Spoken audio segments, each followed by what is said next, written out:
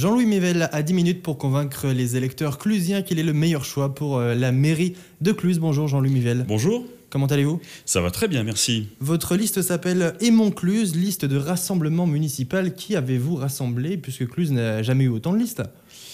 Ah, c'est vrai que Cluses n'a jamais autant de listes, c'est-à-dire que sûrement que Cluses est peut-être convoité, mais en tout cas, nous aimons Cluses. Et j'ai rassemblé les Clusiennes et les Clusiens, une équipe dynamique qui souhaite se mettre au service avec ses compétences. Vous n'avez pas pu rassembler tout le monde puisqu'il y a une liste dissidente issue de la même majorité. Écoutez, c'est ainsi, les convictions, les ambitions personnelles, etc., font ce qu'ils font. Nous serons donc présents le 23 mars, les 23 et 30 mars, avec une équipe de rassemblement très large, des gens qui viennent d'horizons différents. Et c'est pas une liste, c'est une liste divers-droite que nous réunissons, avec des convictions, avec des compétences. Parce que la ville de Cluses, c'est près de 18 000 habitants. Et donc, ce sont des compétences qui sont réunies au service de Cluses autour d'un projet. Est-ce que c'est un échec de ne pas avoir réussi à faire une liste unique de la majorité sortante ? Parce que vous prenez le risque de faire au Front National un très gros score au premier tour. Écoutez, c'est pas ma responsabilité. Moi, j'ai pris le risque de rassembler. Ça peut être votre responsabilité de ne pas avoir su rassembler. Bien sûr. Écoutez, moi, j'ai pris cette opportunité de dire nous rassemblons. Rassemblons-nous autour d'un projet. C'était autour de vous. Rassemblons-nous autour d'un projet. Cette option n'a pas été retenue. C'est ainsi, nous sommes partis. Et ce risque-là, je n'ai pas pris le risque du Front National à mon niveau. Faites-moi confiance pour être quelqu'un de service pour ma commune et quelqu'un de conviction. Et mes convictions sont claires. Voulez-vous vous inscrire dans la continuité ou dans la rupture avec ce qu'a fait Jean-Claude Léger ? Moi, je crois qu'il y a deux générations différentes. Il n'y a ni rupture ni continuité. Il y a des convictions qui sont au service d'une commune. Il y a une façon de faire qui seront au service C'est-à-dire justement la question, est-ce que les façons de faire seront les mêmes ou est-ce qu'elles vont changer ? Qu'est-ce qui va changer ? Elles vont changer. Écoutez, moi, vous savez, vous parlez au maire adjoint qui a travaillé sur le secteur de l'éducation. Ce secteur, il n'était pas organisé de cette façon quand je suis arrivé. Ça fait 2 mandats que j'y travaille. Il y a un projet éducatif global, un programme de réussite éducative. On a travaillé avec beaucoup de concertation, un travail en équipe, beaucoup d'horizons différents qui ont été, de partenariats qui ont été créés.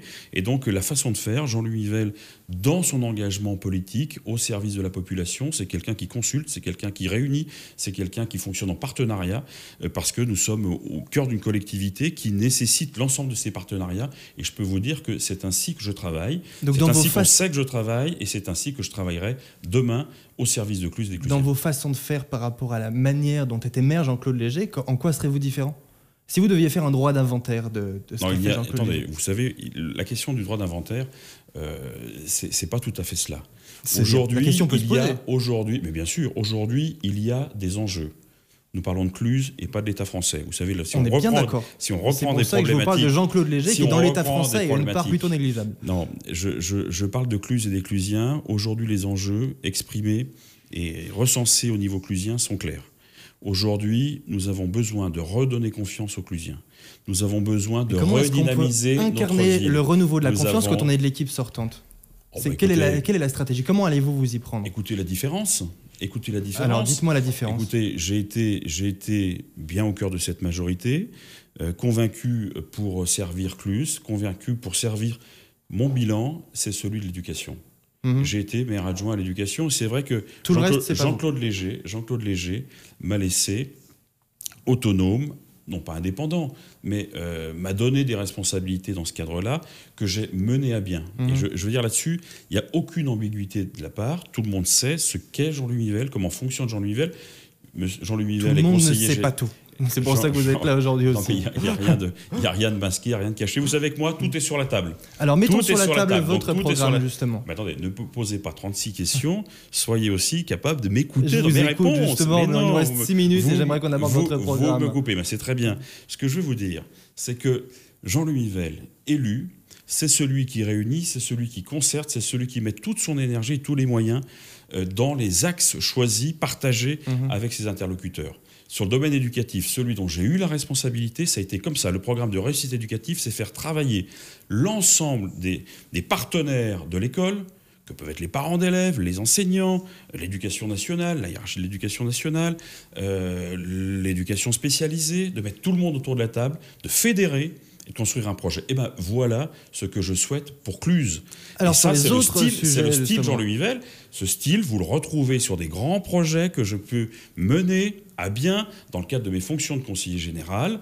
Et je veux dire, quand il faut fédérer, quand je travaille sur un projet, pour donner un exemple de territoire, parce que c'est important, Cluses se situe au cœur d'un territoire, quand je travaille, quand j'ai réactivé avec les élus d'Arrache et de Maglan le projet du Finiflène, eh bien c'est dans le même état d'esprit. C'est-à-dire que nous devons fédérer, nous devons convaincre et nous battre avec notre énergie, tout notre souffle, au service de ces grands projets. Voilà le style Jean-Louis Mivel. Vous m'avez posé une question, je vous l'ai donné. À quoi va servir le style Jean-Louis Mivel? C'est ma question d'il y a 2 minutes.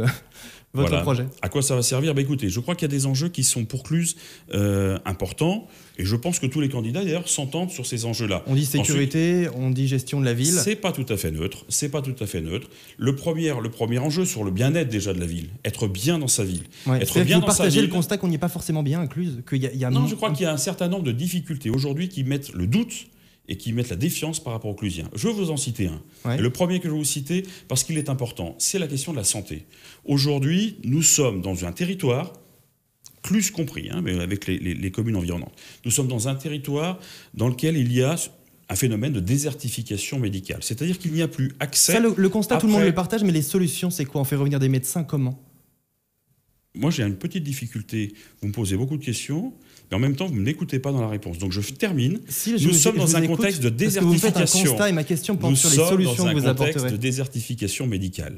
Ça veut dire que les Clusiennes et les Clusiens, pour certains, n'ont plus de généralistes référents. N'ayant plus de généralistes référents, ils se retrouvent sans médecin, donc sans premier accès à la médecine et aux soins. Ce qui veut dire que c'est la maison de la santé. La maison de la santé, c'est permettre à des médecins d'être réunis sous un même toit, donc avec des horaires qui sont pour eux libres, qui ne sont pas une charge impossible. Vous savez, les médecins généralistes que nous avons à Cluses, qui sont admirables et qui prennent leur retraite, sont des gens qui font plus de 12 heures par jour. Aujourd'hui, un jeune médecin ne souhaite plus. Ce n'est pas un cas clusien, c'est un cas que l'on retrouve ailleurs. Et donc la maison de la santé, c'est cette structure qui permet de réunir sous un même toit des médecins généralistes, peut-être d'autres du corps médical, en tout cas, ou paramédical, et qui seront au service des Clusiens. Eh bien, ça, pourquoi elle n'a pas été faite avant? C'est un projet qui est clair.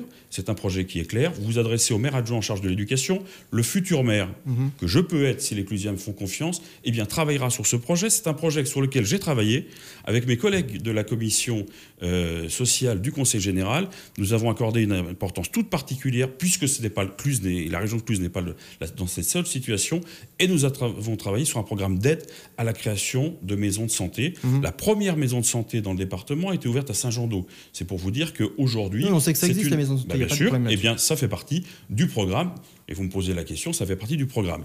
Le deuxième point, deuxième axe, être bien dans sa ville, c'est être bien en sécurité dans sa ville.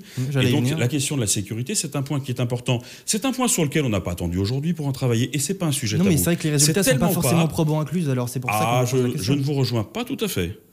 Pas tout à fait, ça veut dire un peu quand même. Pas tout à fait. Nous avons, vous savez, la sécurité des biens et des personnes, c'est une responsabilité première de l'État. Et l'État a pris ses responsabilités avec la création d'une ZSP. C'est-à-dire que sur Bonneville, Marnat, Sionzier, Cluses, nous avons aujourd'hui 16 militaires supplémentaires. 16 militaires supplémentaires, ça veut dire du temps dégagé pour les 45 gendarmes de la communauté de brigade Cluses-Sionzier pour prendre en charge un certain nombre d'enquêtes.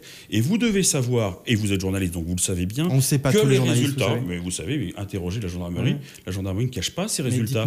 La gendarmerie a d'excellents résultats en termes d'enquête, de déroulement d'enquête et d'aboutissement d'enquête. Les gens ne se sentent pas en sécurité, mais c'est un pressentiment qui n'est pas fondé. Aujourd'hui, mais non, au contraire.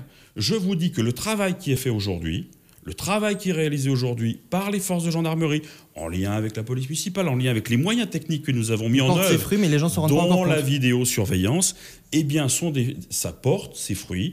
Et la situation, ça fait 2 mois que nous avons la ZSP. Ça veut dire que ça fait 2 mois que nous avons des effectifs de gendarmerie complémentaires. Et pendant ces 2 mois, ça nous pose même problème. Vous avez beaucoup d'affaires qui sont élucidées. La presse s'en fait l'écho. Vous en faites l'écho sur votre radio, sur votre antenne radio. Les journaux s'en font l'écho. Eh bien, ces enquêtes peuvent aller au bout. Les affaires peuvent être élucidées parce qu'il y a des moyens complémentaires. Donc l'État a résolu le problème en quelque sorte. Nous devons poursuivre avec ces forces de gendarmerie, nous battre pour que ces forces de gendarmerie restent sur notre territoire, contribuent à la sécurité des citoyennes et des citoyens de notre territoire, dans notre ville de Cluses. Nous devons poursuivre de notre côté la vidéosurveillance, l'extension de notre système de vidéosurveillance. Nous le mettons en œuvre depuis plus de 10 ans aujourd'hui. C'est un système qui conforte l'action des forces de police municipales, des forces de gendarmerie sur la ville, nous poursuivrons dans ce sens-là et nous réorganiserons en élargissant la plage de police municipale. Il faut des policiers municipaux qui soient présents plus tard le soir. Il nous faut des policiers municipaux présents également sur plus longtemps sur le samedi et le dimanche, puisqu'aujourd'hui il n'y a pas de poste sur le dimanche. C'est terminé, Jean-Louis Mével, le chrono est déjà complémentaire. terminé. Merci beaucoup d'avoir pris 10 minutes pour nous convaincre. Merci. Eh bien, merci à vous.